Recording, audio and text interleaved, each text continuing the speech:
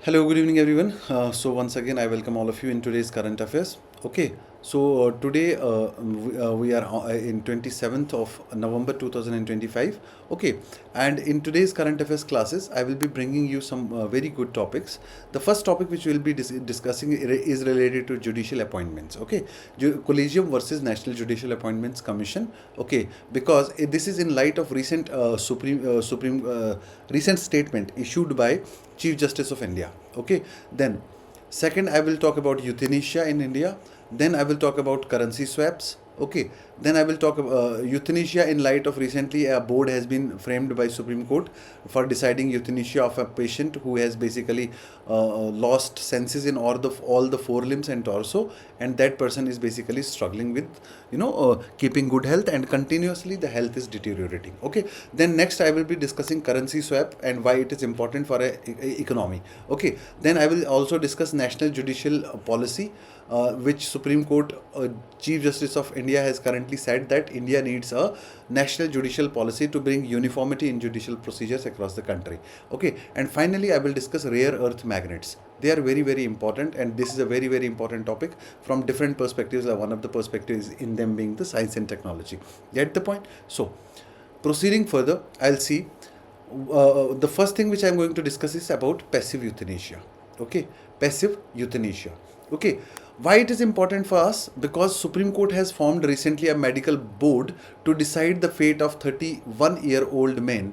Okay, what is this 31-year-old man suffering? This 34-year-old man is suffering quadriplegia.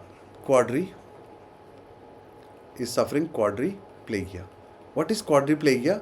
Quadriplegia means basically all the four limbs have stopped working. Okay, also the torso is also not working, and the condition is continuously degrading. Okay, now if the medical board recommends that we can give passive euthanasia, then we can proceed with passive euthanasia. Here I want you to understand first on this blank sheet what does euthanasia means. Okay, what does euthanasia means? Very important topic, euthanasia. Euthanasia means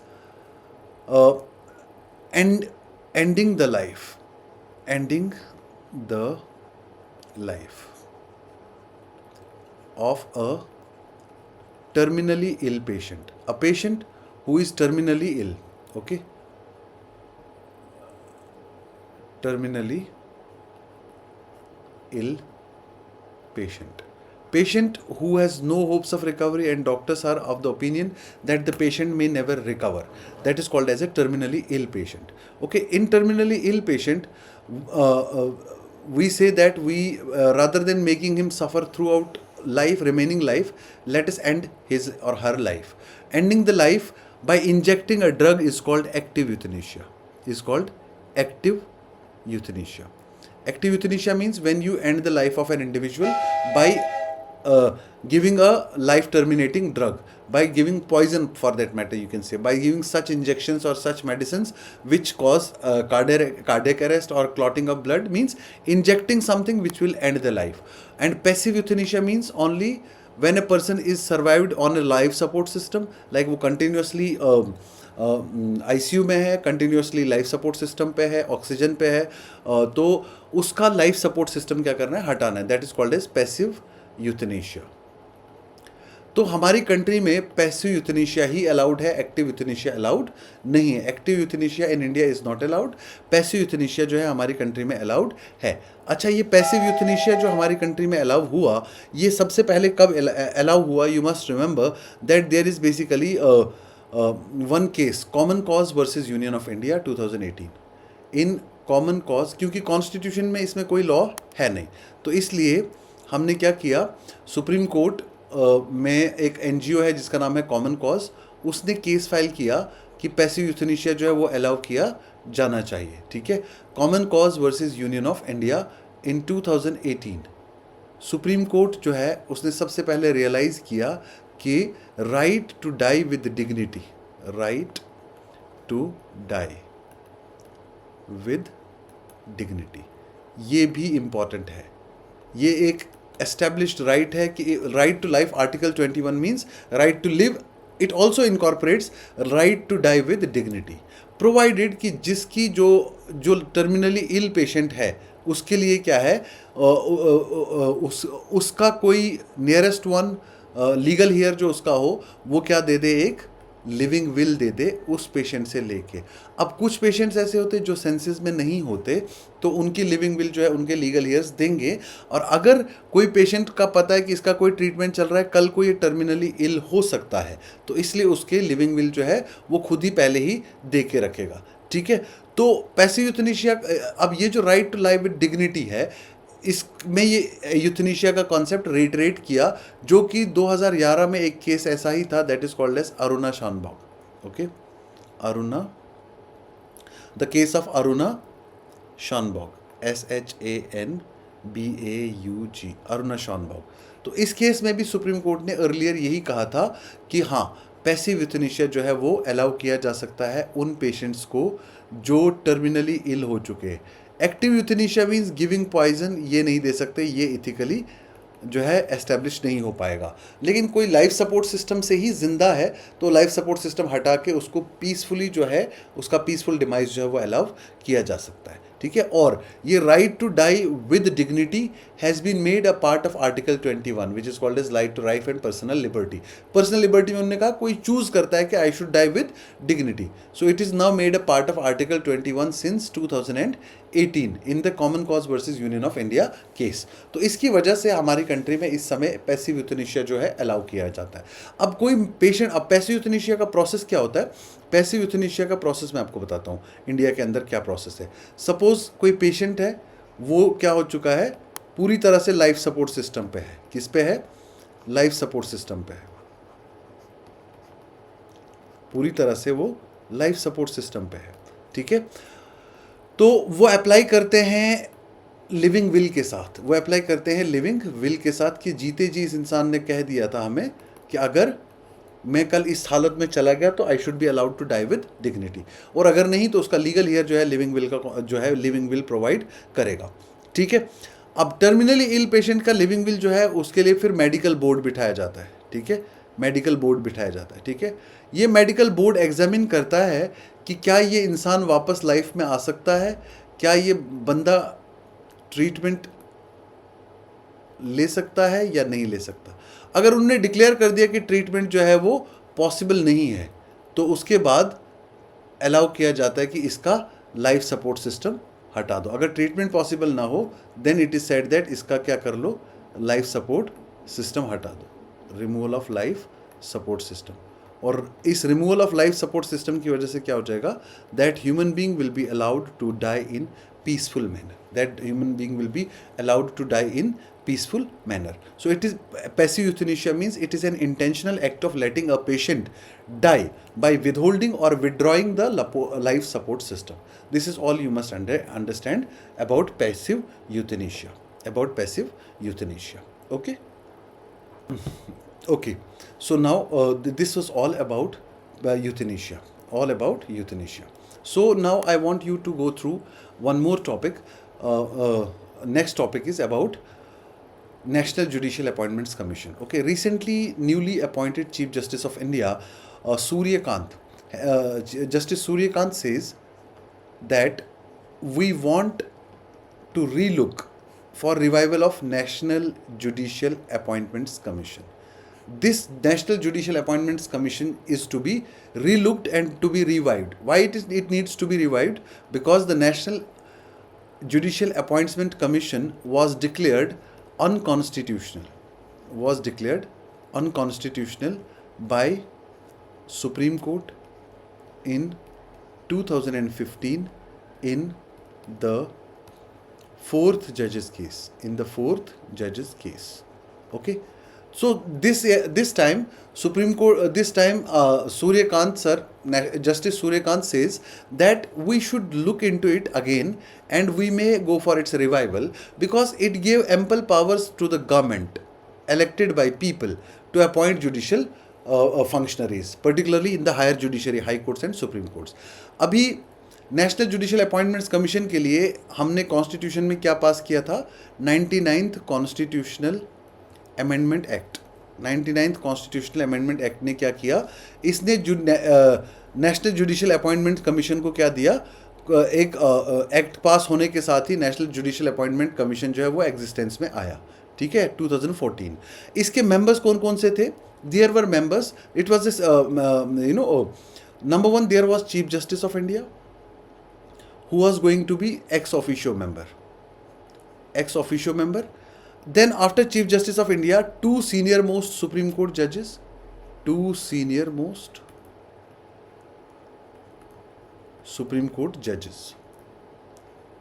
This was the composition. Chief Justice of India plus two senior most Supreme Court judges. They were also going to be ex officio members. Ex officio, what is ex officio?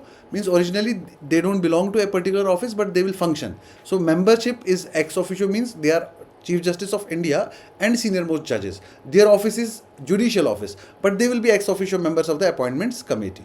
Okay. Also, union law minister from the central government. Union law minister was a central government member, and also this was ex officio member.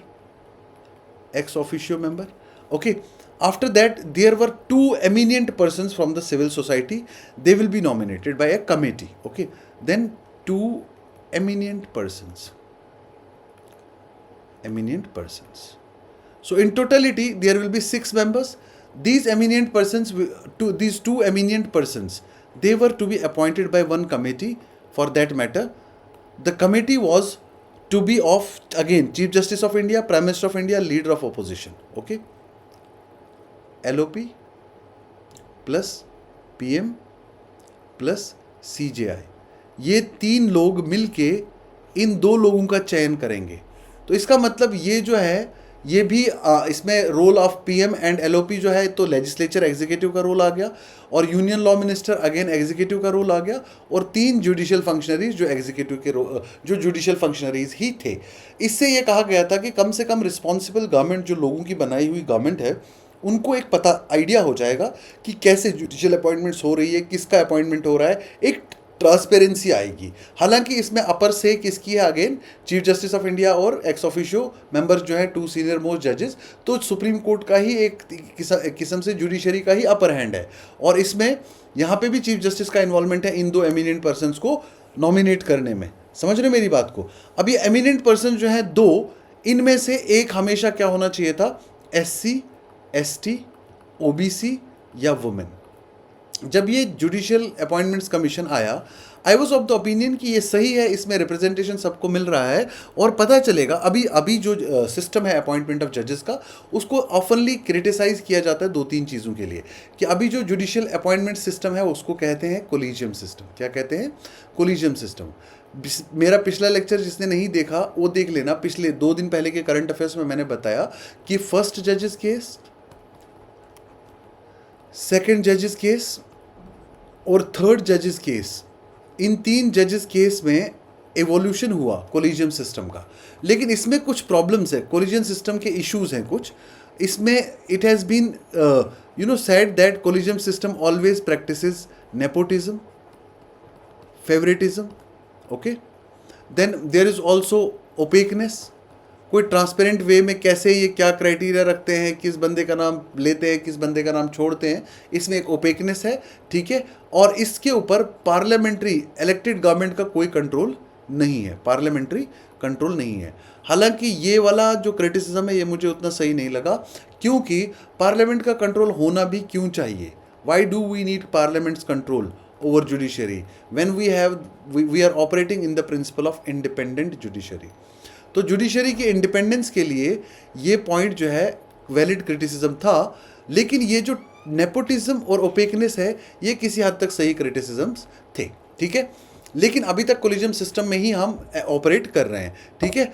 इस वक्त अभी chief justice ने कहा कि हम एक बार देखेंगे, हम वापस नेशनल जुडिशियल अपॉइंटमेंट्स कमीशन को रिवाइव कर सकते हैं। ठीक है। उसके लिए अगर आपको आइडिया हो तो 2022 में नेशनल जुडिशियल कमीशन बिल भी जो है वो इंट्रोड्यूस हुआ था, वो प्रिपेयर हुआ था, और वो जो है इंट्रोड्यूस किया वो जो है अभी भी डिस्कशन में चल रहा है, national judicial commission bill.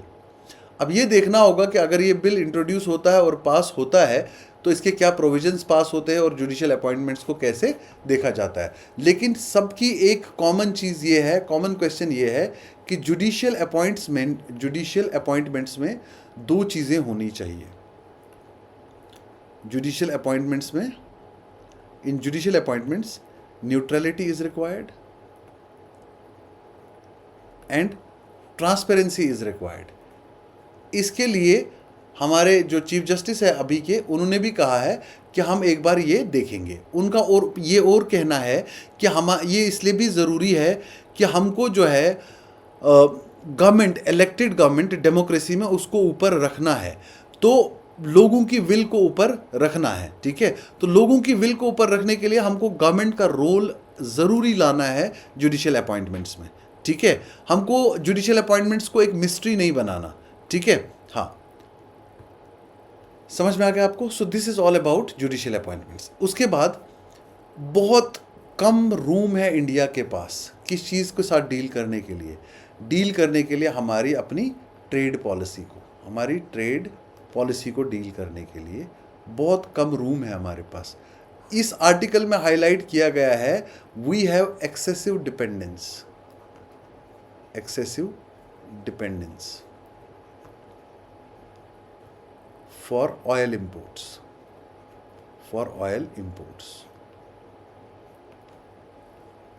on single player। हम मेजरली ऑयल इंपोर्ट्स जो है वो कहाँ से कर रहे थे, रशिया से कर रहे थे। हालांकि हमको अब यूएई के साथ भी हमने we are proceeding for a deal, अब बाकी चीज़ों के लिए भी हम डील के साथ कर रहे हैं। ठीक है, इस रशियन डिपेंडेंस की वजह से हमारे ऊपर लगा दिए यूएसए ने टैरिफ्स। ठीक है, ट्रंप ने टैरिफ्स लगा दिए कितने, 25% normal tariff plus 25% for importing oil from Russia, तो टोटल आ गया हमारे पास 50%। इसकी वजह से हमारा क्या हो गया, ट्रेड डेफिसिट मतलब हमारा एक्सपोर्ट्स बहुत कम, इंपोर्ट्स बहुत ज़्यादा। ठीक है, और इसकी वजह से हमारी कंट्री में ट्रेड डेफिसिट जो अभी रिसेंटली मैंने पिछले आर्टिकल्स में वो डिस्कस किया हुआ है।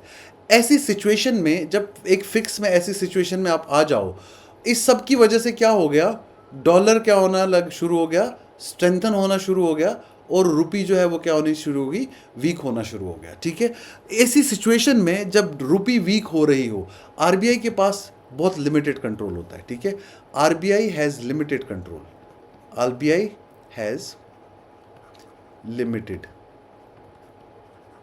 कंट्रोल, इन चेकिंग करेंसी डेप्रिसिएशन। करेंसी का जब डेप्रिसिएशन हो तो आरबीआई के पास बहुत ही ज़्यादा लिमिटेड कंट्रोल होता है इसको चेक करने के लिए। ठीक है, इसीलिए आरबीआई ने फिर से अभी क्या ऑप्शन जो है वो ऑप्ट करने की सोची है। आरबीआई ने सोचा है we will go for a currency swap.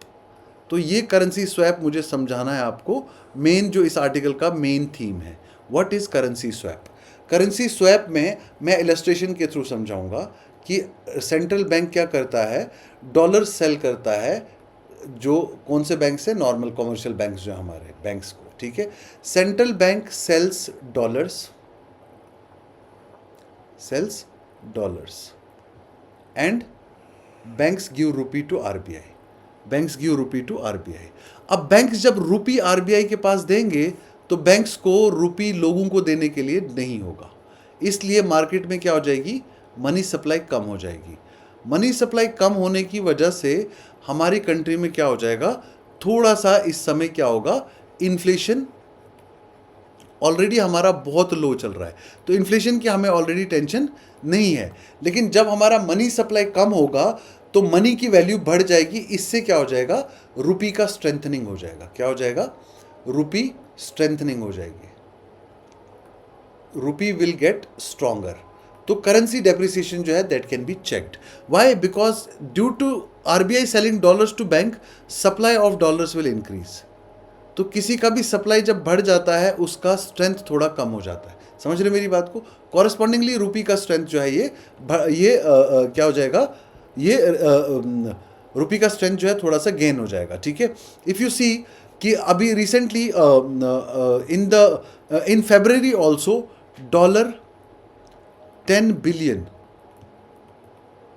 Billion US dollar का हमने क्या किया, करेंसी स्वैप अभी फेब 2025 में किया। मींस फेब 2025 में आरबीआई ने क्या किया कि बैंक्स को डॉलर सेल किए और बैंक से पैसा ले लिया। अच्छा, इसमें एक प्री डिटरमाइंड कंडीशन होती है कि कुछ टाइम पीरियड के बाद आरबीआई ये डॉलर्स वापस ले लेगा बैंक को और बैंक को वापस रुपी दे देगा। ये प्री डिटरमाइंड कंडीशन होती है करेंसी स्वैप्स के अंदर, ठीक है। आरबीआई जो ये डॉलर है कहाँ पे रखता है? फॉरेक्स में। तो आरबीआई को अगर डॉलर सेल कर रहे हैं तो आरबीआई के पास फॉरेक्स होना चाहिए, एम्पल फॉरेक्स होना चाहिए। तो हमारी कंट्री में अगर आप न्यूज़ आर्टिकल को ही देखोगे पीछे, ये बता रहा है कि हमारी इस वक्त बहुत अच्छी पोजीशन है किस चीज़ के लिए। हमारे फॉरेक्स जो है इस समय बहुत अच्छा है। It is around 693 billion, 693 billion. It is an all time high. इतना फॉरेक्स हमारे पास कभी नहीं हुआ। Forex means foreign exchange reserves. Basic economics की क्लासेस में ये चीज़ें बहुत अच्छे से समझ में आती है, लेकिन यहाँ भी कोई डिफिकल्टी नहीं है। तो इसमें से अब लेटेस्ट जो मूव है आरबीआई का, ये तो फेब का मैंने आपको बता दिया। Latest November 2025 RBI again wants to sell how many dollars? $50 billion. कि $50 बिलियन अगर सेल भी कर देंगे 693 में से, तो भी $643 बिलियन अपने पास बचेंगे। कोई दिक्कत नहीं है। This is huge forex, so we should not worry. So this currency swap is an tool for liquidity management. Means market में मनी सप्लाई बहुत ज़्यादा हो गया है, रुपी बहुत ज़्यादा हो गई, अगर रुपी की वैल्यू कम गिरती चली जा रही है, ठीक है। एक और उसका इम्पैक्ट होता है कि इन्फ्लेशन भी बढ़ता है उससे। लेकिन अगर आप इन्फ्लेशन का अभी फिगर्स देखोगे, हमारा इन्फ्लेशन टारगेटिंग के हिसाब से कितना होना चाहिए? 2% to 6%, लेकिन हमारा कितना है? 2 से भी नीचे है, ठीक है। इसी आर्टिकल में बताया कि इन्फ्लेशन का हमें कोई टेंशन नहीं है, क्योंकि अक्टूबर में इन्फ्लेशन कितना है? 2.5% रहा है, जो very well below the target है, टारगेट ऑफ 2.2 to 6%। ओके, अब सेंटर, ये भी एक टेम्परेरी मूव है। करेंसी स्वैप जो है ये टेम्परेरी मूव है, क्योंकि थोड़े टाइम के बाद आपको ये डॉलर वापस लेना है, रुपी वापस करना है बैंक्स को। परमानेंट रिफॉर्म्स की ज़रूरत है। एक ही कंट्री पे डिपेंडेंस ऑयल सेक्टर में या इंपोर्ट्स के लिए, वो चीज़ें जो है हार्म करती है हमें। तो हमें अपने एक्सपोर्ट रूट्स को डाइवर्सिफाई करना चाहिए, लॉन्ग टर्म रिफॉर्म्स लेने चाहिए, trade ties with different countries of the world बढ़ाना चाहिए, और यूएसए के साथ इमीडिएटली हमें जो है ट्रेड रिलेशंस जो है वो इम्प्रूव करने चाहिए। This is all which has been suggested in the editorial of the Hindu. That's why they say अभी हमारे पास लिमिटेड रूम है, लेकिन हमको डिपेंडेंस जो है वो रिड्यूस करना चाहिए ऑयल इंपोर्ट्स के लिए, अपनी रुपी को स्टेबलाइज करने के लिए। तो मेनली इसमें क्वेश्चन जो है वो क्या है? करेंसी डेप्रिसिएशन की। रुपी जो है कंटिन्यूसली डेप्रिशिएट हो रहा है, और इसको हम बेटर कैसे कर सकते हैं? How to check rupee depreciation, ठीक है। I hope you have understood the currency swap agreement. Okay, currency swap agreement हम सिर्फ डोमेस्टिकली नहीं करते, हमारे अलग अलग कंट्रीज के साथ ऑलरेडी करेंसी स्वैप एग्रीमेंट्स हैं, ठीक है। जैसे कि हमारे currency swap agreement association of south east Asian Nations भी है, हमारा श्रीलंका के साथ भी करेंसी स्वैप एग्रीमेंट्स हैं, ठीक है। तो हमारे पास करेंसी स्वैप एग्रीमेंट्स कई सारे कंट्रीज़ के साथ हैं। समझ रहे मेरी बात को? तो मैंने बता दिया आपको, इसमें 2 पार्ट्स होते हैं। पहली लेग क्या होती है? आरबीआई सेल करता है डॉलर बैंक को, और बैंक देता है रुपी आरबीआई को।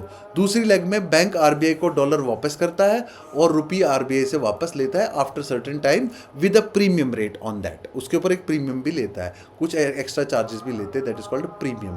That is not an interest rate, that is called just a premium. समझ रहे मेरी बात को? So these are currency swap agreements which you must understand. Okay, next, Chief Justice of India says that there must be a judicial policy.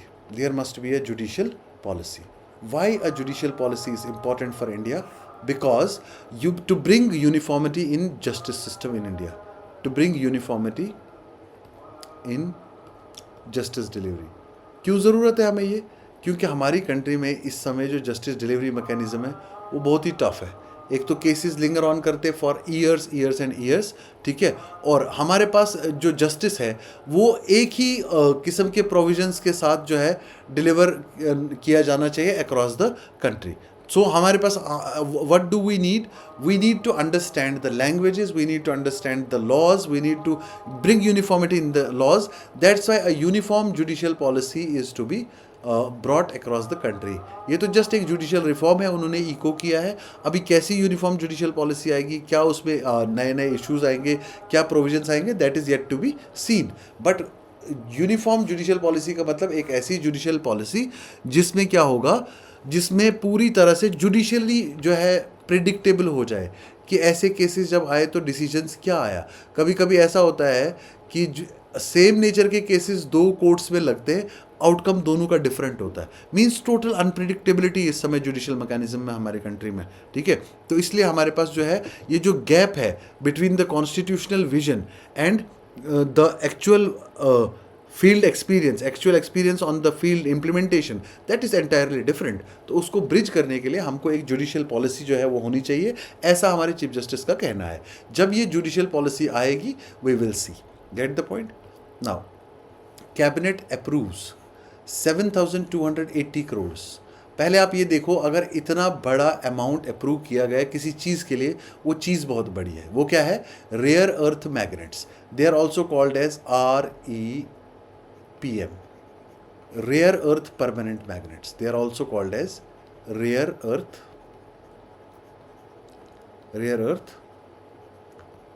Permanent magnets, rare earth permanent magnets.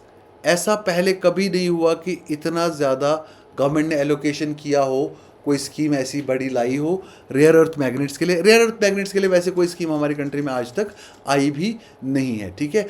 ये scheme किस लिए है? What is this scheme for? ये जिसके लिए इतना 7,280 करोड़ का layout है, ये स्कीम है किस लिए? It will have 3 things, okay. First of all it will promote manufacturing of rare earth permanent magnets, okay, rare earth permanent magnets. Then it will use global partners in this process. Why global partners are being used? Because different countries have different capacities to produce rare earth magnets, okay. So actually we want to produce 6,000, we want to produce 6,000 million tons. Well, how much? We want to produce approximately 6,000 million tons of permanent magnet, okay. 6,000 million tons of permanent magnet per annum. एक साल में हम इतना production करना चाहते हैं। इसके लिए हम 5 पार्टनर्स को क्या देंगे? कॉन्ट्रैक्ट्स देंगे 12,000 million tons per annum per partner. And we will have how many partners? 1, 2, 3, 4 and 5. We'll have 5 partners which will take up the manufacturing of rare earth permanent magnets in India. Now the question is, what are the rare earth permanent magnets, or what are the rare earth magnets? Rare earth magnets. Magnet तो आपको पता है, magnet is a substance which has magnetic field, okay. अब ये जो rare earth magnet जो है, magnet का क्या खासियत है? इसमें जो है मैग्नेटिक फील्ड होता है, ठीक है। और मैग्नेटिक फील्ड की वजह से कई सारे हम इसमें जो है यूजेज में, कई सारी चीज़ों में, बैटरीज में या फिर इलेक्ट्रिक इक्विपमेंट्स में या फिर ऑडियो सिस्टम्स में हम ये मैग्नेट्स यूज़ करते हैं, ठीक है।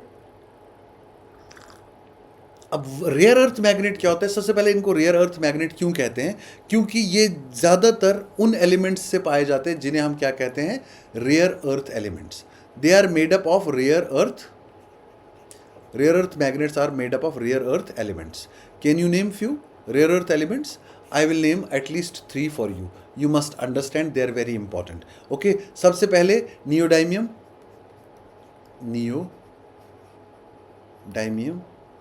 Number 1 neodymium. Number 2 praseodymium.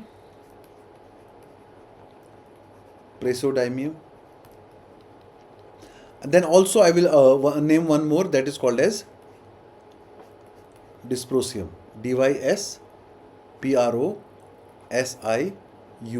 dysprosium.